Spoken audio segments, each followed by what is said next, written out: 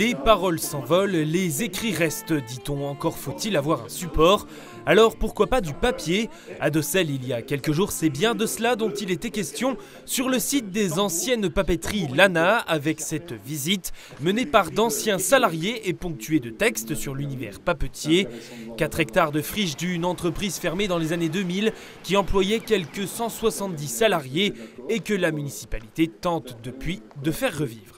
Véritablement, si on est tant attaché à cette usine de Lana, c'est parce qu'on n'a pas trouvé une seule personne, quel que soit le poste qu'elle occupait, qui ne soit fière d'avoir fabriqué du papier ici. À Lana, on faisait du bon papier, du beau papier. Vous voyez, cette fierté de la chose bien faite. Par les temps qui courent, je trouve que redonner une valeur pareille au mot travail, c'est quelque chose d'important.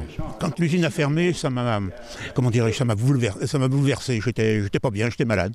Mais maintenant, je revois que ça reprend un peu, ça va reprendre forme. Puis je revois les copains. Et puis je revois les gens ce qui fait plaisir, c'est de voir les gens là que je connais pas. Et je pense que si on arrive à animer un peu là, ce sera une bonne chose pour Docelles. Parce que ce qu'il faut savoir, c'est qu'à Docelles, tout est parti. Parti aussi le bruit des machines qui fabriquaient ici papier filigrané, fiduciaires et de luxe. Mais d'autres les ont remplacés, comme celui des pinceaux de cet artiste venu du sud de la France et originaire de la commune.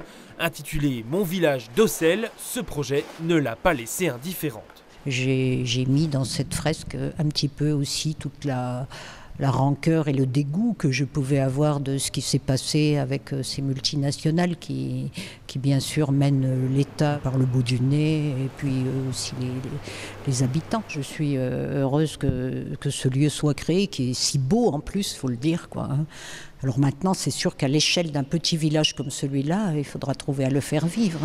Cette friche industrielle a déjà accueilli de nombreux événements comme des concerts de musique classique ou des expositions artistiques pour tourner la page et écrire l'histoire d'un lieu patrimonial toujours vivant.